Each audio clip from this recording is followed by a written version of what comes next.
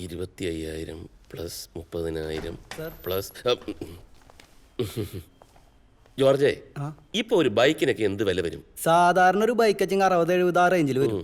ഇനിയിപ്പോ ബുള്ളറ്റ് വെച്ചിങ് 1.5 ലക്ഷത്തിന്റെ മേലെയാവും. അയ്യോ, ഇനി അവൻ പോയിട്ട് ബുള്ളറ്റ് എങ്ങനെ വാങ്ങിക്കൊണ്ട് വരുമോ? സാറ് ഈ ലോകത്തൊന്നല്ലേ ജീവിക്കണത്. ഇതാ പാലക്കലെ സണ്ണി സാറിന്റെ ഓഫീസിൽ നിന്ന് തന്ന ബില്ല.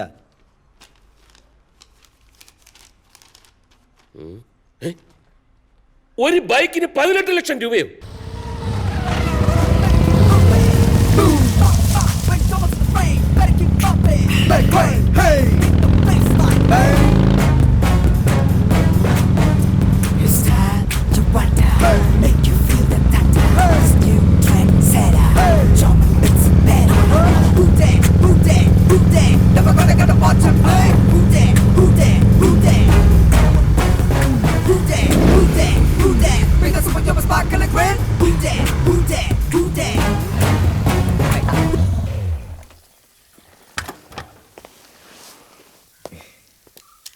എങ്ങനെയുണ്ടപ്പാ?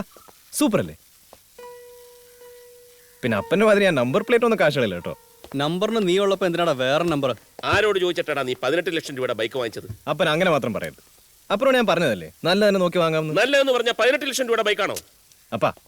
അപ്പൻ ഏത് പാതിരാക്കും പറയാറുള്ളതല്ലേ അന്തസ് വേണോടാ അന്തസ്ന്ന്. അപ്പൊ മെഴ്സറീസ് ബെൻസ് ഓടിക്കുന്ന അന്തസ്സിനല്ലേ. ആ അപ്പന്റെ മോൻ സാധാ ബൈക്ക് ഓടിച്ചാ അപ്പന്റെ അന്തസ്സിൽ ഇല്ലാണ്ടാവണേ. അപ്പന്റെ അന്തസ്സിന് കോട്ടം വരുന്ന ഒന്നും ഞാൻ ചെയ്യില്ല. എന്നെ നിർബന്ധിക്കരുത്. Very sorry. 18 ലക്ഷത്തിന്റെ ബൈക്ക് വാങ്ങിയ സ്ഥിതിക്ക് ഇവന്റെ കാർ ഞാൻ എടുത്തോളാപ്പാ. എന്നാലേ അന്തസ് ബാലൻസ് ആവും.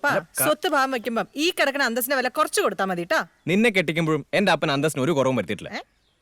ഇനി എന്നെ കെട്ടിക്കുമ്പോ അപ്പൻ അതിനേക്കാൾ അന്തസ് തിരിച്ചു പിടിക്കുകയും ചെയ്യും. അല്ലപ്പാ? നിന്നെ പറഞ്ഞിട്ട് കാര്യമില്ല.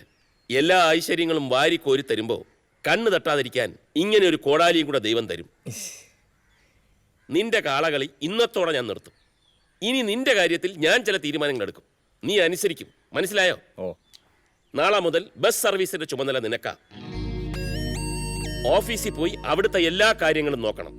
രാത്രിയിൽ എല്ലാ ബസിന്റെയും കണക്കുകളും കളക്ഷനും എന്നെ നേരിട്ട് ഏൽപ്പിച്ച് ബോധിപ്പിച്ചിട്ടേ നിന്നെ ഞാൻ ഉറക്കൂ. മനസ്സിലായടാ കഴുതേ? അല്ലപ്പാ, എന്റെ എക്സാം അതിന്റെ കുറെ പ്രിപ്പറേഷൻസ്. എന്ത് പറഞ്ഞാലും ഇവന്റെ ഒരു പ്രിപ്പറേഷൻ. നിന്റെ പ്രിപ്പറേഷൻ തുടങ്ങിയിട്ട് കുറെ കാലായില്ലടാ. ഇനി അപ്പം പറയുന്നത് കേക്ക്. ശരി അളിയാ. അപ്പാ, still I love you.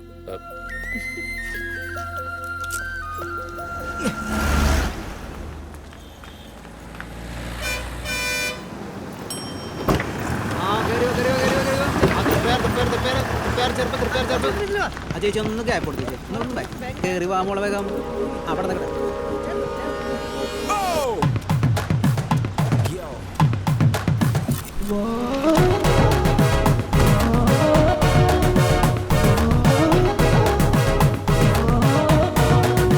കൊച്ചു മുതലാളി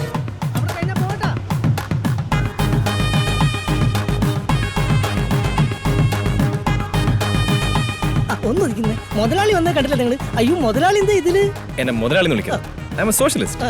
ജോമോണ്ടി വിൻസെന്റ്, ഈ വിൻസെന്റ് മോട്ടോഴ്സിന്റെ. അതാ പോയി ജോലി ചെയ്തോളൂ. ആയിക്കോട്ടെ. ബെല്ലൊക്കെ കാണിച്ചോ. സിമ്പിളാ.